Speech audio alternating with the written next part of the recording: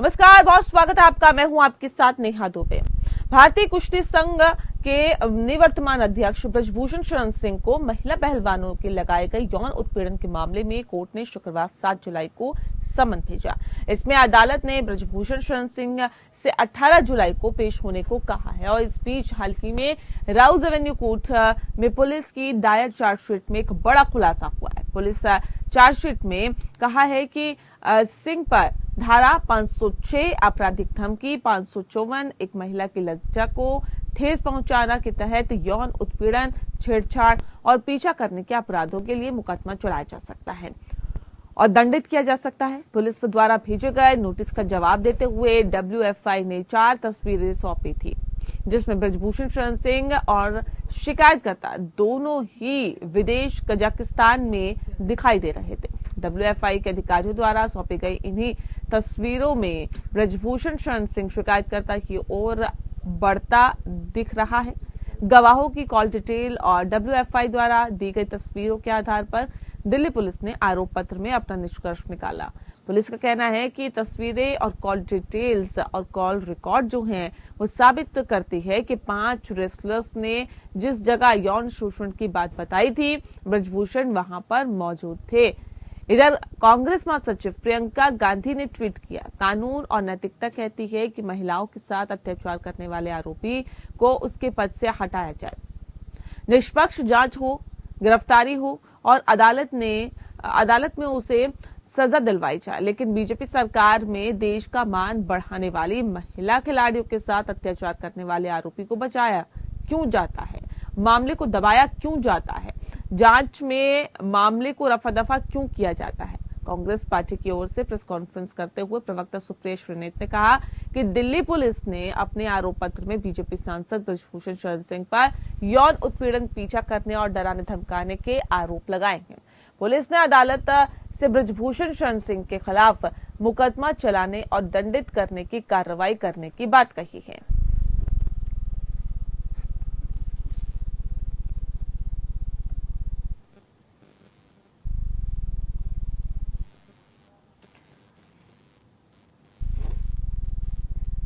और चलिए इस विषय पे आज हम तफसील से चर्चा करेंगे। खास मेहमान हमारे साथ मौजूद है, उनसे आपका परिचय करा देते हैं। इस वक्त हमारे साथ देवेंद्र प्रमुख जी हैं, नेता है भारतीय जनता पार्टी के, बहुत स्वागत है आपका।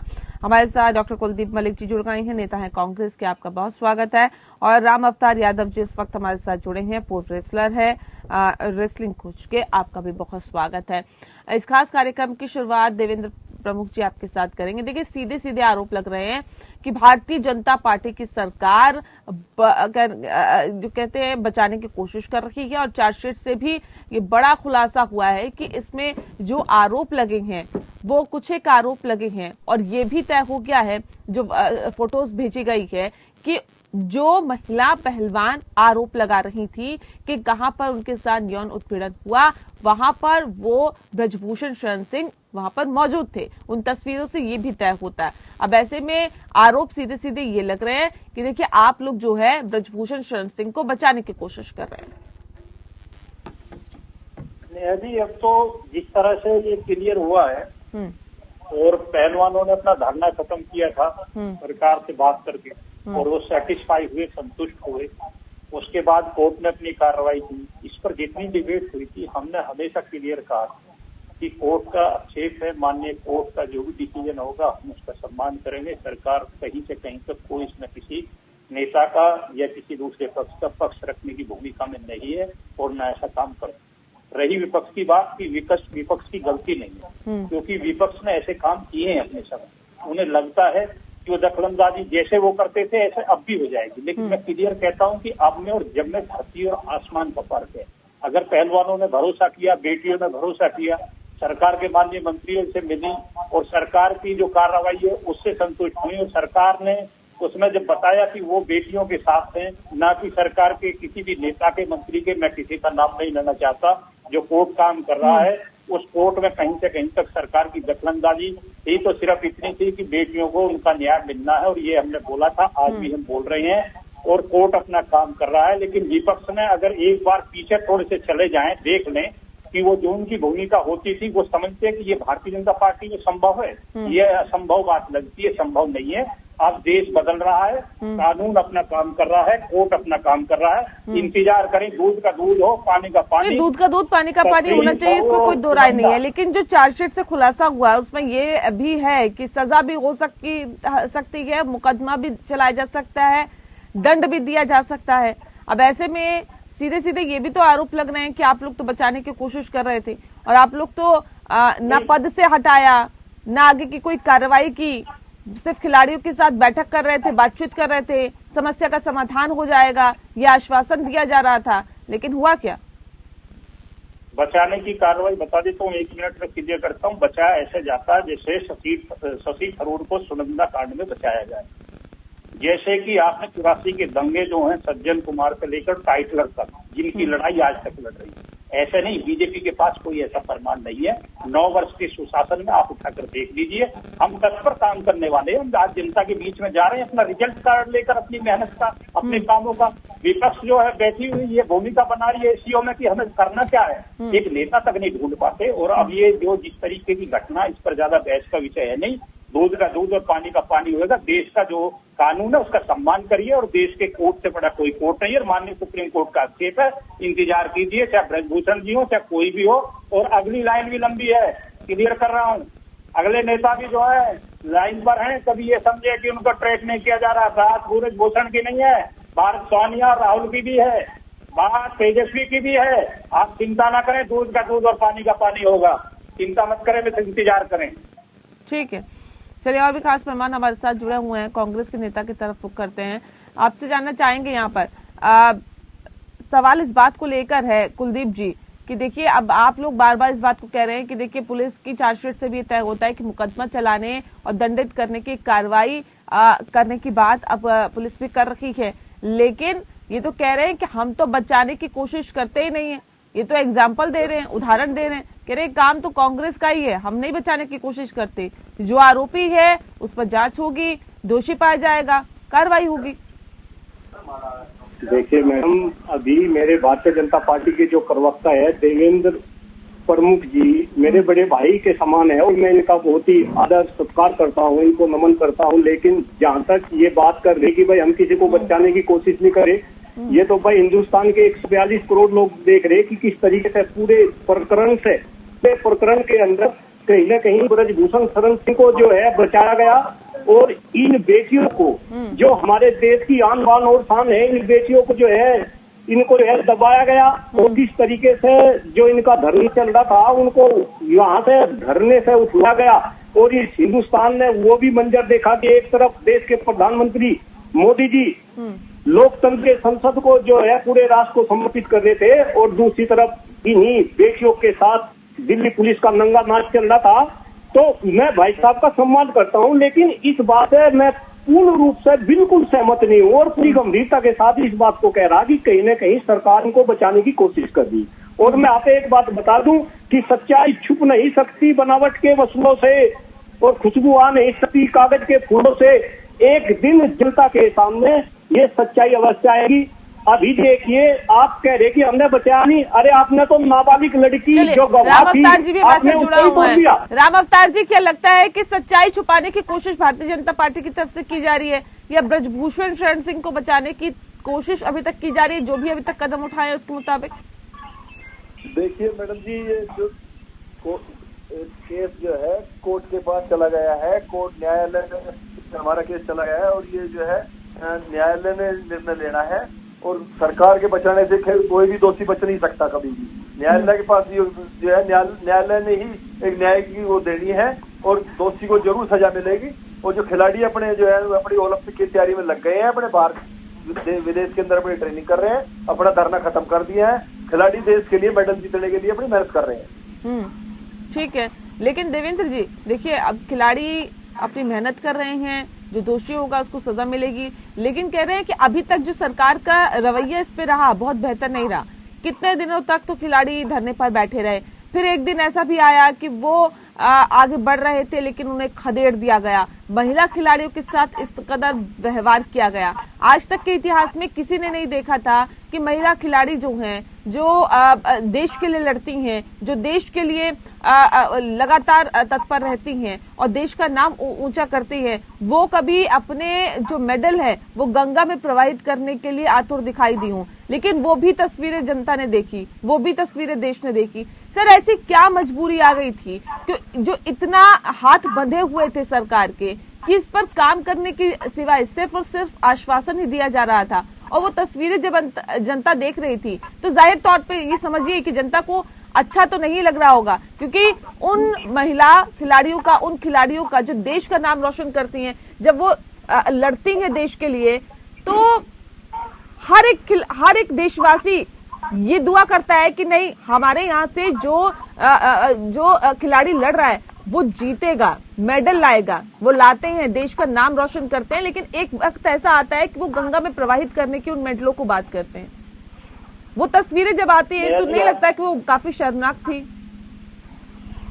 शानदार क्वेश्चन के लिए धन्यवाद। आपके माध्यम से जनता के बीच ये बात जाने का, रखने का मौका मिलेगा।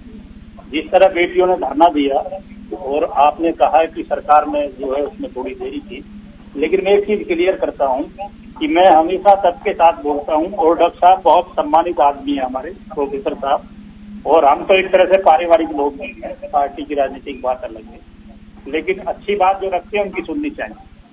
तो दूसरी बात ये है कि जिस तरह आपने कहा है कि सरकार ने उसमें जो चूक, मैं सरकार ये कहूँगा, यही सरकार ऐसी है जो दूध और दूध, पानी का पानी अलग होने का इंतजार करती है और सच पर बात करती है।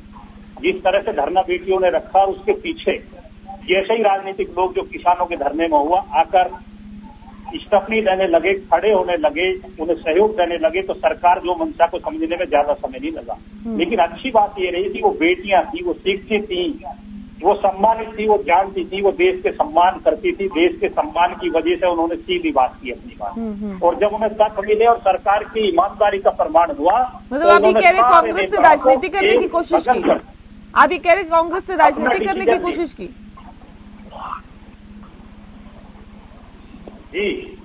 ठीक है, ठीक है कुलदीप जी, समझेंगे आपसे। सीधे रुक कर लेते हैं कुलदीप जी का। कुलदीप जी, ब्रेक पे जाने से पहले जिस बात का जिक्र अभी देवेंद्र प्रमुख जी कर रहे थे, सीधे सीधे देखिए आरोप लग रहे हैं आप लोगों पर, और ये कहा जा रहा है कि जिस तरह से किसानों के आंदोलन को राजनीतिक रंग देने की कोशिश की गई थी, ऐसे ही इन खिलाड़ियों को भी बरगलाने की कोशिश की गई। यहाँ पे भी राजनीतिक हित देखने की कोशिश की गई कांग्रेस की तरफ से। कितनी सच्चाई है इसके अंदर, और क्या वाकई राजनीतिक रोटियां ऐसे विषय पर भी सेकने की कोशिश कांग्रेस पार्टी कर रही थी? देखिए मैडम, मैं चूंकि बात यहाँ पे जो है पहलवानों के आंदोलन से किसान आंदोलन पे भी चली गई, तो मैं आपको किसान आंदोलन और पहलवानों के आंदोलन से रिलेटेड एक बात आपके चैनल के माध्यम से बता रहा, और ये बात कहीं न कहीं सरकार के लिए है। सरकार किसानों के आंदोलन में किसानों को बदनाम करती रही, उनके आंदोलन में जो है पाकिस्तानी, खालिस्तानी और जो है चाइना की जो है वो कहीं ना कहीं उससे जो है पथभ्रष्ट लोगों को करते रहे।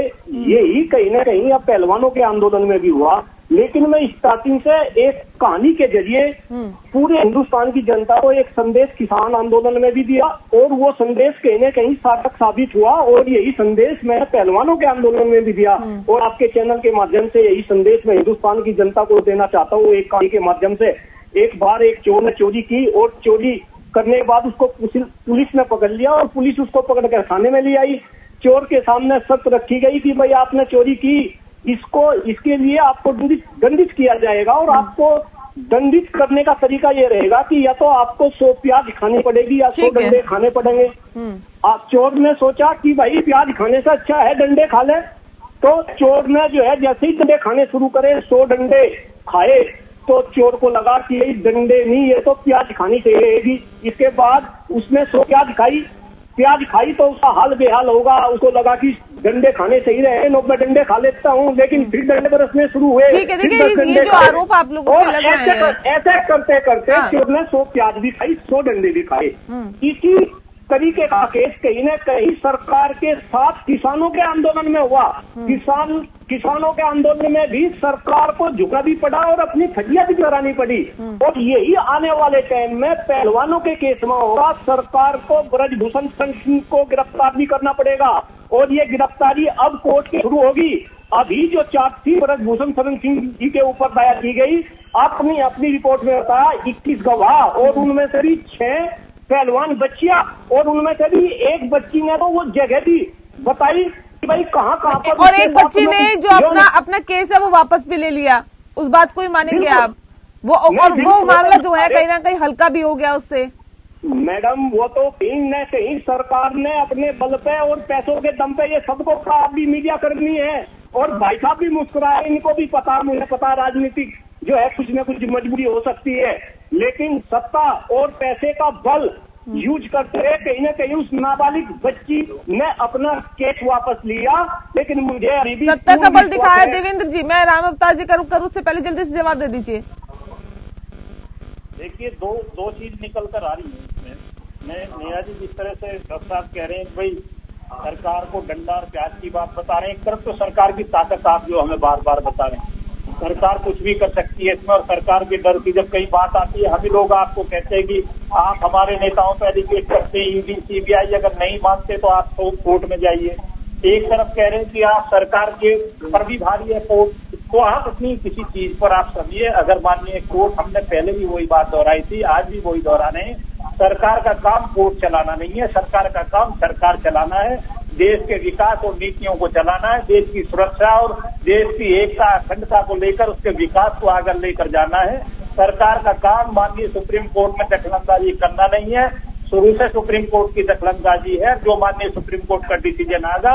नहीं कह रहे, देखिए नाबालिग पे प्रेशर इतना बनाया गया, सत्ता का प्रेशर इतना था, पैसों का प्रेशर इतना था कि उसे अपना केस वापस लेना पड़ा। ये 17 लोगों की गवाही भी हुई है इस पूरे मसले पर, 17 लोगों की गवाही भी हुई है इस मसले पर। देवेंद्र जी, इस केस को और मजबूत किया जा रहा है 17 लोगों की गवाही के साथ। देखिए अगर केस मजबूत हो रहा है तो सरकार की भूमिका किसके प्रति है? अगर सरकार अपना काम, जो सरकार अगर नेता के पक्ष में होती तो कैसे केस मजबूत हो जाता? एक तरफ हमारी ताकत को बता रहे हो आप लोग, एक तरफ हमारी ताकत के साथ साथ मुकदमे को मजबूत बता रहे हो। तो हम हमारी एक चीज तो मानिए, हम ईमानदार, ये मानिए सरकार का कोई हस्तक्षेप कोर्ट में नहीं है इसमें से, ये मानिए हम तो साफ स्पष्ट नीति वाले लोग हैं, जनता की बात को मानते हैं। इस वजह से हमें 9 वर्ष के बाद, फिर हमारे 10 वर्ष पूर्ण होने के बाद 15 वर्ष का सुशासन देने जा रही है। इसे 9 में 15 में तब्दील। नहीं जी, ये तो बताइए कि जब इस तरह के गंभीर आरोप लगते हैं तो पहले तो पद से हटाना चाहिए ना ऐसे व्यक्ति को, क्योंकि वो एक पावरफुल व्यक्ति है जो पद पर है, वो पद पर रहकर जांच को भी प्रभावित कर सकता है। आप बार बार कह रहे निष्पक्ष जांच होगी जी, निष्पक्ष जांच होगी, कैसे हो जाएगी निष्पक्ष जांच जब तक वो पद से नहीं हटेंगे? हम इसको भी क्लियर करते हैं। हाँ, अगर आप पदमुक्त की बात करते हैं, अगर ये माननीय सुप्रीम कोर्ट में केस नहीं होता, अगर ये कोर्ट में केस नहीं जाता तो सरकार पर एक दबाव होता, लेकिन ये जल्दबाजी करनी कोई मूर्खता ये सरकार नहीं करेगी। जिस तरह पहली सरकारें करते आई हैं अपने लोगों को, नहीं, ये तो देखा ही गया है ना प्रमुख जी, देवेंद्र प्रमुख जी, ये तो देखा गया है जहाँ जहाँ पे आरोप लगे हैं आप लोग पद से नहीं हटाते हैं, आप लोग पद से नहीं हटाते। किस बात का खौफ है इतना? आप पद से, अजय मिश्रा टेनी वाला जो मामला पूरा हुआ था उसके बाद भी केंद्रीय गृह राज्य मंत्री को आपने पद से नहीं हटाया था, वो भी तो हो हल्ला हुआ था इतना। पद से वो हटाए जाते हैं, पद से वो हटाए जाते हैं जिनको आप स्वयं दोषी साबित कर दो, और आपके पास अगर वो ताकत नहीं है, तो ये बड़ी ताकत, दोषी तो तभी साबित होंगे ना, आरोप जो लग रहे हैं इतने गंभीर है, पुख्ता सबूत दिए जा रहे हैं, कॉल डिटेल्स दी जा रही है, तस्वीरें दी जा रही है, गवाही हो रही है, उसके बाद भी आप कह रहे हैं जी दोषी साबित होने दीजिए उसके बाद ही हटाएंगे। तो सवाल इस बात को लेकर, दोषी साबित होने तक तो जांच होगी ना। आरोप प्रत्यारोप राजनीति का हिस्सा है, आरोप से पहले ही होता है, देश चलता है। आरोप प्रत्यारोप आप एक दूसरे पर लगाए तो वो राजनीति का हिस्सा होगा, लेकिन जब खिलाड़ी लगा रहे हैं तो वो राजनीति का हिस्सा नहीं है, उसको राजनीति से अलग रखना चाहिए। राम अवतार जी, क्या ये जो खिलाड़ी है वो भी राजनीति से प्रेरित थे क्या, जो धरने पर बैठे थे? देखिए मैडम जी, खिलाड़ी कोई राजनीति से प्रेरित नहीं होता। खिलाड़ी अपने हक की लड़ाई लड़ रहे थे, जो उनके साथ कोई अन्याय हुआ है उसकी लड़ाई के लिए धरना दिया गया था, ना कोई राजनीति थी ना कोई ऐसी चीज थी।